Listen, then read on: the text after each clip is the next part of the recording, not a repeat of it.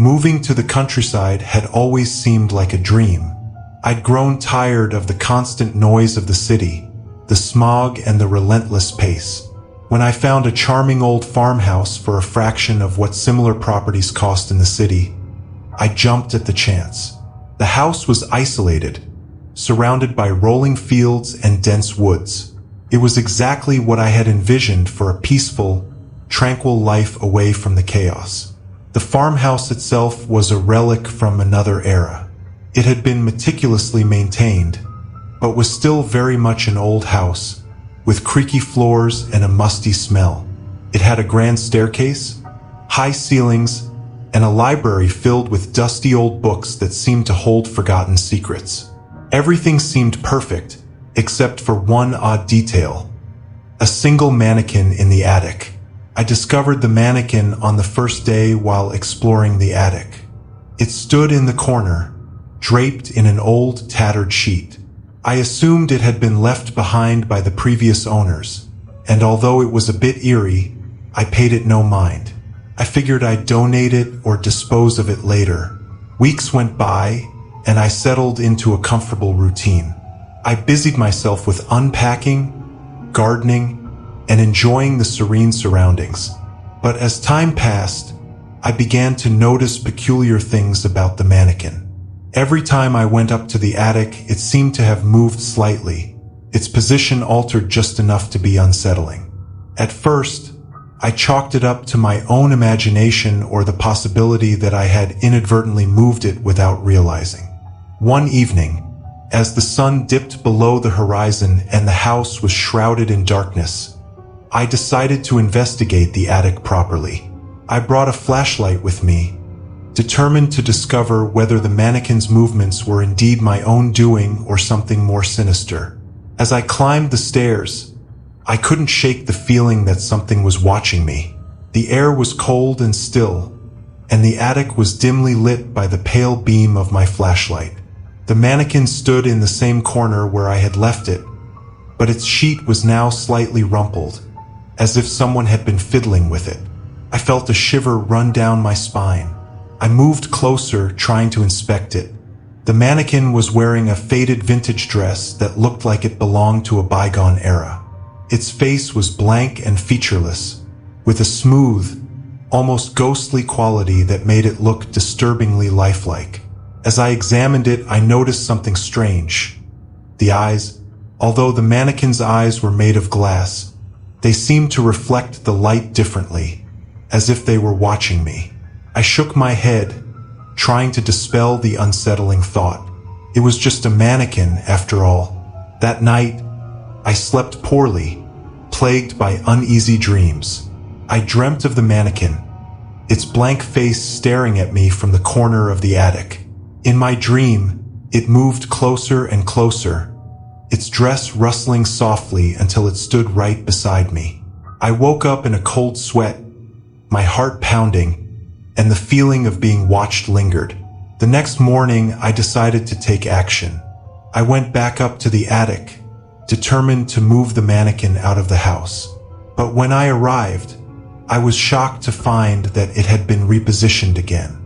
This time, it was facing directly at the attic door, its empty eyes staring straight at me as though it had been waiting for me to arrive.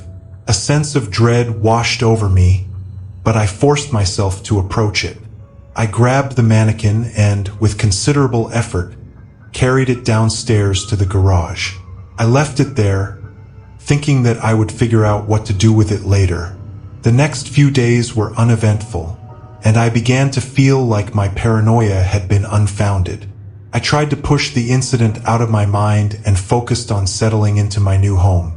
But then, one night, something happened that made me question my sanity. I was woken in the middle of the night by a soft, rhythmic tapping sound. Groggy and disoriented, I listened intently. The sound seemed to be coming from the attic. I tried to ignore it, but the tapping persisted, growing louder and more insistent. With a sense of foreboding, I got up and grabbed a flashlight. As I climbed the stairs to the attic, the tapping grew more frantic. My heart raced with each step, and I felt a cold sweat on my forehead. I reached the attic door and slowly opened it, the hinges creaking loudly in the silence. What I saw made my blood run cold. The mannequin was no longer in the garage. It was standing in the attic, in exactly the same spot it had been before. But now it was different. The sheet had been removed, and the mannequin was dressed in a fresh, pristine white gown. Its face was no longer featureless. Instead, it had a grotesque, painted-on face with a twisted, mocking smile. The tapping sound stopped abruptly, and the attic was eerily silent. I stood there, frozen in fear, unable to comprehend what was happening. The mannequin's eyes seemed to follow me as I moved, its smile growing wider and more malevolent. I retreated downstairs, my mind racing with terror. I locked the attic door and tried to convince myself it was just a prank or a figment of my imagination. But the fear wouldn't leave me. The feeling of being watched intensified, and I started to hear other unsettling noises. Whispers in the dark, creaking floorboards, and the faint sound of footsteps. I decided to call a friend and ask them to come over, hoping to have someone with me who could help calm my nerves. When they arrived, I told them about the mannequin and the strange occurrences. They listened sympathetically but seemed skeptical. We went up to the attic together, but the mannequin was gone. The attic was empty, and the door to the garage was locked, just as I had left it. My friend tried to reassure me, suggesting that perhaps I had moved the mannequin without realizing it, or that my mind was playing tricks on me. I wanted to believe them, but the fear gnawed at me. That night, as I lay in bed, I heard the tapping sound again. It was louder and more insistent than before. I couldn't ignore it any longer. I grabbed a flashlight and went back up to the attic, dreading what I might find. The attic was pitch black, and the flashlight beam cut through the darkness. The mannequin was back in its original position, its face once again featureless. I felt a sense of relief, but it was short-lived. As I turned to leave, I saw something that made my heart stop. The walls of the attic were covered in strange, crude drawings, symbols, and figures that seemed to be scrawled in blood. The drawings depicted scenes of ritualistic sacrifice and dark, twisted figures, and they were growing more elaborate with each passing day. I tried to make sense of the drawings, but found it impossible. The feeling of dread grew stronger, and I felt an overwhelming sense of terror. I fled the attic, locking the door behind me and vowing never to go back up there. The next few days were a blur of anxiety and fear. I began to notice other strange occurrences, objects moving on their own, cold spots in the house, and the feeling of being watched.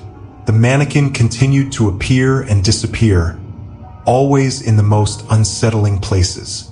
I decided to investigate the history of the house, hoping to find some explanation for the bizarre events. What I discovered was both horrifying and disturbing. The farmhouse had once belonged to a reclusive artist known for his disturbing and macabre works. He had vanished under mysterious circumstances, and the house had been abandoned for years before I bought it.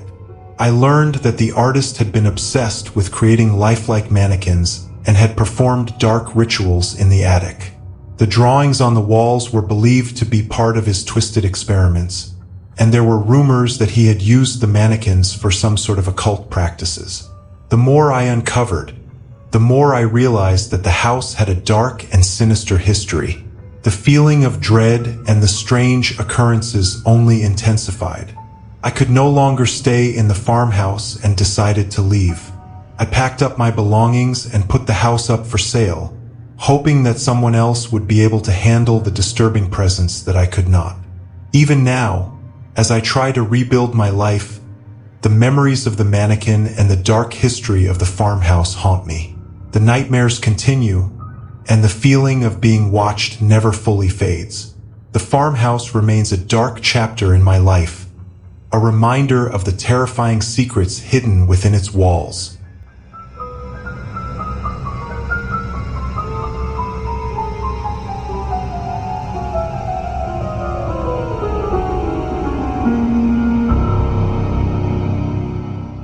I was sitting at my desk, trying to finish up a stack of reports that had somehow accumulated over the week.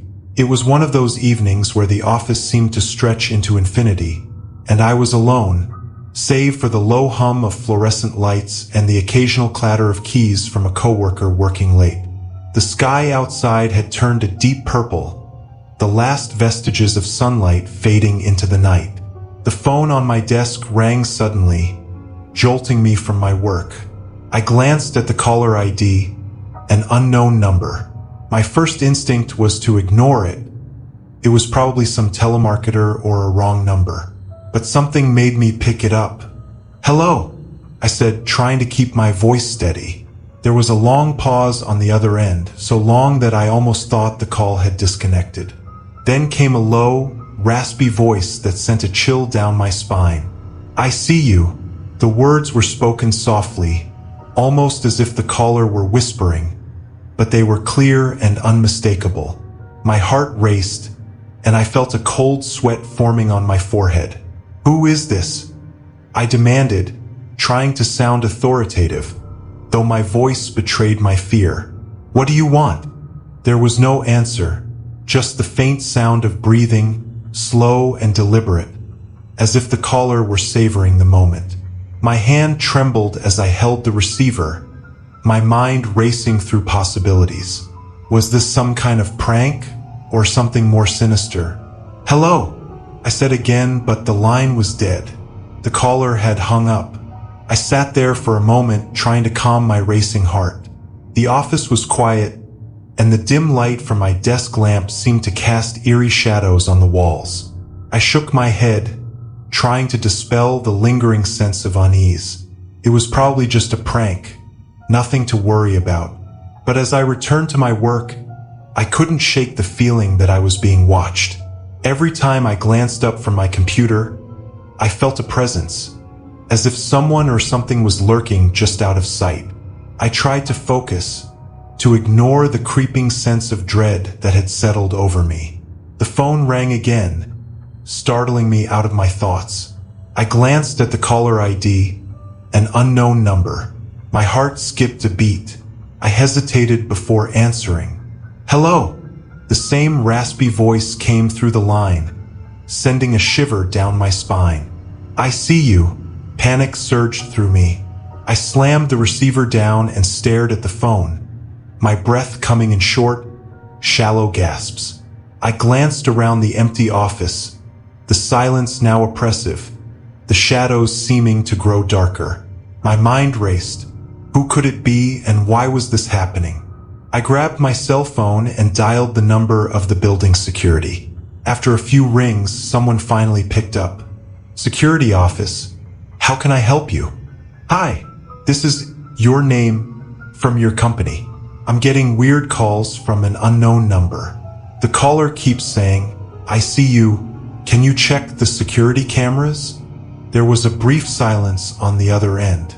"Sure, I'll look into it. Can you stay on the line while I check the footage?" I agreed, my anxiety mounting as I waited. Every minute felt like an eternity, and I kept glancing nervously at the office windows, half expecting to see someone watching me from outside. Finally, the security officer came back on the line. "I've checked the cameras. There's nothing unusual outside the building. I'll keep monitoring, but I'd suggest you lock your doors and stay put until we can figure out what's going on." I thanked him and hung up, feeling a little reassured but still deeply unsettled. I locked the office door and pulled the blinds down, the muted light from the street outside casting long, ominous shadows across the room. I tried to return to my work, but my concentration was shot. Every little noise made me jump, and I couldn't shake the feeling that someone was watching me. The minutes dragged on, each one feeling like an hour. The phone rang again. I flinched, my heart pounding. I glanced at the caller ID, an unknown number, of course. I hesitated before answering, my hand shaking as I lifted the receiver to my ear. "Hello," I said, my voice trembling. There was a pause, and then the raspy voice spoke again, more urgently this time. I know where you are. I felt a surge of panic. What do you want from me? I shouted into the phone. The line went dead. I slammed the receiver down, my breath coming in ragged gasps. I glanced around the office, the shadows now seeming to close in on me. My mind was racing, trying to come up with a plan. I couldn't stay here, but I didn't know where to go. I grabbed my things and made my way to the exit, my nerves on edge. As I reached the door, I heard a faint noise, a soft scraping sound, as if something was being dragged along the floor. My heart leaped into my throat, and I spun around, but the office was empty. I pushed through the door and hurried down the hallway, my footsteps echoing loudly in the silent building. The dim, flickering lights did nothing to calm my frayed nerves. I reached the stairwell and descended quickly, taking the stairs 2 at a time. When I reached the lobby, I saw the security guard at the desk, his expression one of concern. I approached him, my voice strained. I don't know what's going on, but I need to leave. Can you make sure I'm safe? He nodded and called for a colleague to accompany me to my car. I waited in the lobby, my anxiety growing as I glanced nervously at the windows. The night outside was dark and still, the street lights casting long shadows across the empty parking lot. Finally, my escort arrived, and we made our way to my car. I felt a little safer with someone else there, but the sense of dread never fully left me. I unlocked the car and got in, my escort standing by, watching the surroundings.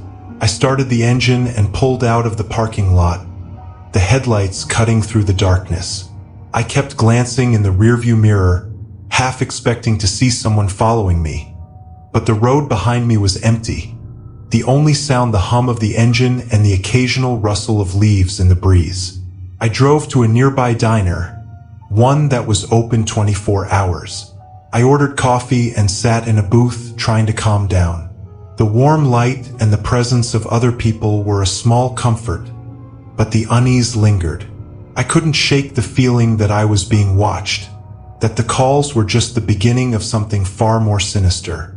Hours passed, and as the first light of dawn began to creep into the diner, I decided it was time to head home. I still didn't know what to make of the calls or who was behind them, but I hoped that things would be quieter now that it was morning. I drove home, my nerves on edge, and arrived as the sun was fully up. I carefully checked my apartment before entering, making sure everything was in place. I locked the door behind me and went through every room, making sure there were no signs of anyone having been there. I was exhausted but couldn't shake the feeling that something was wrong. I tried to go to bed, but sleep was elusive. Every little noise made me jump, and I kept thinking about those calls, about the voice that seemed to know exactly where I was and what I was doing. As the days went by, the calls continued, each one more disturbing than the last. The voice grew more insistent, more threatening, and I became more and more paranoid. I changed my routine, avoided answering the phone, and stayed alert for any signs of trouble. I tried to live as normally as I could, but the fear was always there, lurking just beneath the surface. The calls never stopped completely, and each time the phone rang, my heart would race, my hands would shake. I never knew if it was him or just another random caller, but the anxiety never left. Eventually, I began receiving messages, texts and emails from unknown addresses, each one more disturbing than the last. They all carried the same eerie tone, taunting and threatening, and each one seemed to know more about me than the last. I tried to trace the messages, to find out who was behind them, but every lead seemed to go cold. It was like trying to catch a ghost, always just out of reach. I felt trapped, isolated, and constantly on edge. I considered moving, changing my number, and starting over, but something told me that no matter where I went, the calls would follow. It was as if I was being haunted, not by a ghost, but by something far more tangible and terrifying. And so, I lived in fear, my life turned upside down by a series of calls that seemed to come from nowhere yet knew everything about me. Each day was a struggle, each night a battle to keep my fear in check. I never knew when the next call would come or what it would bring, but the dread never left me. As time went on, I came to accept that the fear was part of my life now, that I would always be looking over my shoulder, always expecting the next message, the next call. It was a constant reminder that no matter how safe I thought I was, there was always something lurking in the shadows, waiting for the perfect moment to strike.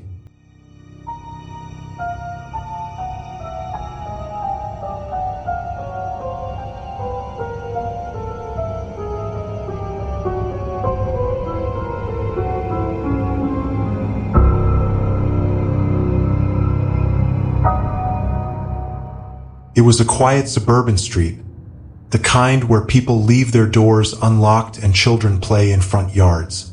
My new house was a modest two-story nestled among a row of similarly quaint homes. The neighborhood was calm and peaceful, an ideal setting for a fresh start after a particularly tumultuous period in my life. My only concern was the house next door, which had been vacant since I moved in. The first sign of trouble came a month after I settled in. The house next door, a dilapidated old structure, suddenly had its lights on one evening. I hadn't seen any sign of life since I moved in, and the sudden illumination was both unusual and unsettling. I assumed the new occupants were simply making repairs or preparing to move in. I didn't think much of it at the time.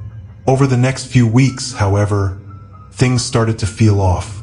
The lights in the neighbor's house would flicker on and off at odd hours, and I could hear the sound of footsteps shuffling around, though the house appeared empty when I looked over.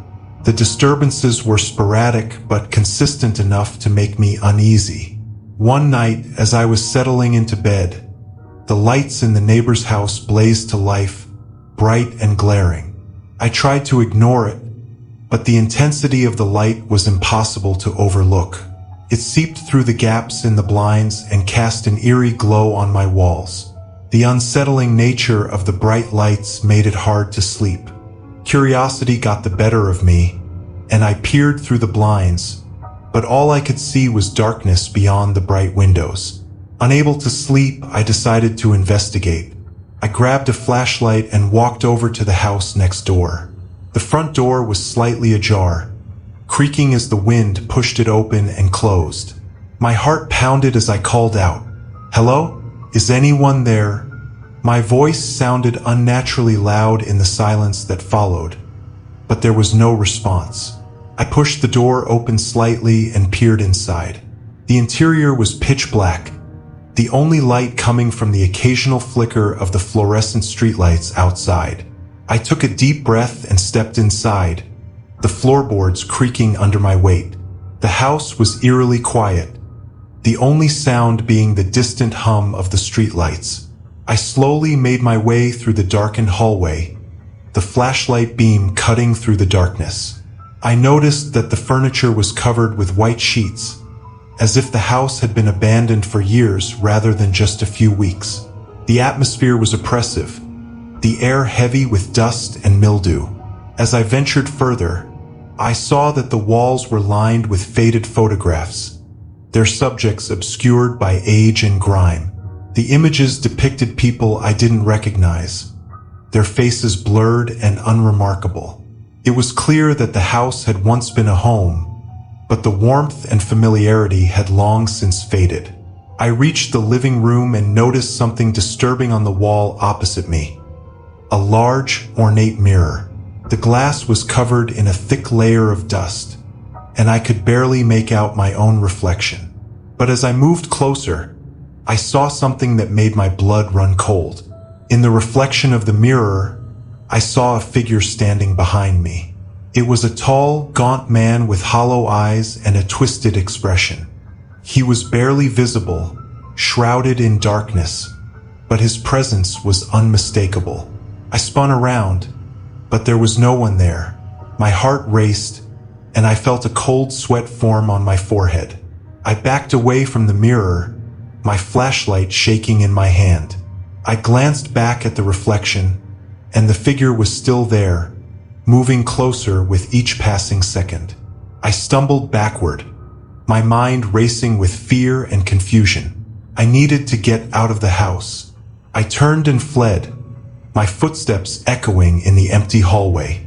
As I reached the front door, I heard a noise, a low, guttural sound, as if someone was dragging something heavy across the floor. I glanced back one last time, but the house was still empty, the oppressive darkness swallowing any sign of life. I bolted back to my house, locking the door behind me and collapsing on the couch. My mind raced, trying to make sense of what I had seen.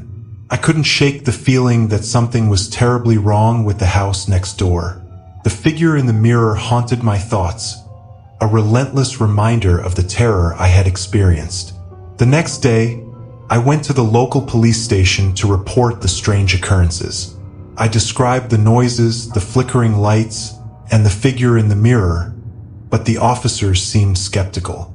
They assured me they would send someone to check on the house, but when they returned, they reported that everything seemed normal. The house was empty, and there were no signs of any disturbances. I was frustrated and unsettled, but I tried to push the experience out of my mind. The lights continued to flicker on and off, and the occasional noise still came from the house, but I tried to convince myself it was just the house settling or some other benign explanation. As the weeks went by, however, the disturbances grew more intense. The lights would be on all night, glaring and bright, and I began to hear the sound of footsteps and whispers, even when the house next door was dark. The feeling of being watched grew stronger, and I began to feel like a prisoner in my own home. One night, as I lay in bed, I heard a soft tapping sound on my bedroom window. I glanced over, expecting to see a branch or some other mundane explanation, but instead, I saw the same gaunt figure I had seen in the mirror. He was standing just outside the window, his hollow eyes staring directly at me. I screamed, the sound echoing through the house, but the figure remained silent. He raised a bony hand and tapped slowly on the glass, his eyes never leaving mine. I scrambled out of bed and grabbed my phone, dialing 911. The dispatcher's voice was calm and reassuring, but I could hear the fear in my own voice as I described the figure and the tapping sound. When the police arrived, the figure was gone, and there was no sign of any disturbance. They checked the area around the house but found nothing out of the ordinary. They suggested that it was probably a prank or some sort of optical illusion. They left, and I was left feeling more isolated and terrified than ever. The following days were a blur of anxiety and dread. The disturbances continued, and the figure seemed to be getting closer and more persistent. I tried to stay awake, but the constant fear and exhaustion began to take their toll. I felt like I was losing my grip on reality, and the line between dream and reality began to blur. One evening, as I was sitting in my living room, I heard a loud crash from the neighbor's house. The sound was followed by a series of rapid, erratic footsteps and then silence. I hesitated for a moment, but my curiosity got the better of me. I grabbed a flashlight and went next door, determined to get to the bottom of the mystery. When I entered the house, I was met with an unsettling sight. The furniture was overturned, and the room was in disarray. The mirror from the living room was shattered, its pieces scattered across the floor. The walls were covered in strange, cryptic symbols drawn in what looked like blood. I approached the mirror cautiously, my flashlight casting eerie shadows on the walls. The figure from the mirror was nowhere to be seen, but the oppressive sense of dread was stronger than ever. I noticed a door at the far end of the room, partially ajar, and I felt a sense of foreboding as I approached it. The door led to a small, dimly lit room. Inside, I found a series of old photographs and personal items scattered across the floor. The photographs depicted the same gaunt figure I had seen in the mirror, but in various stages of decay. There were also disturbing images of people in distress, their faces twisted in fear. I felt a cold, clammy hand on my shoulder and spun around, but there was no one there. My heart raced as I stumbled backward, my flashlight revealing a series of scratched-out messages on the walls. The words were incomprehensible, a chaotic mix of symbols and broken phrases. I fled the house, my mind reeling from the horrific discoveries. The sense of being watched never left me, and the fear of the figure from the mirror grew more intense. I returned to my own home, locking the door behind me and trying to calm my racing heart. The following days were a blur of anxiety and paranoia. I felt like I was being watched constantly, and the disturbances continued unabated. The figure from the mirror seemed to be getting closer, his presence more palpable than ever. I tried to contact the authorities and the previous owners of the house, but no one had any answers. One night, as I was lying in bed, I heard a series of frantic, desperate knocks on my bedroom door. I froze, my mind racing with fear. The knocks grew louder and more insistent, and I could hear a voice calling out, pleading for help. I mustered the courage to open the door, but when I did, there was no one there. The hallway was empty, the only sound the distant hum of the streetlights. I checked the rest of the house but found no signs of anyone. The fear and paranoia continued to escalate, and I became increasingly isolated. The figure from the mirror seemed to be everywhere, his presence a constant, oppressive weight. I felt like I was losing my grip on reality, and the line between dream and nightmare became increasingly blurred. Eventually, I made the decision to leave the house. I packed up my belongings and put it up for sale, eager to escape the relentless terror that had consumed my life. The house remained on the market for months, and I hoped that whoever bought it would be able to deal with the lingering presence that I could not.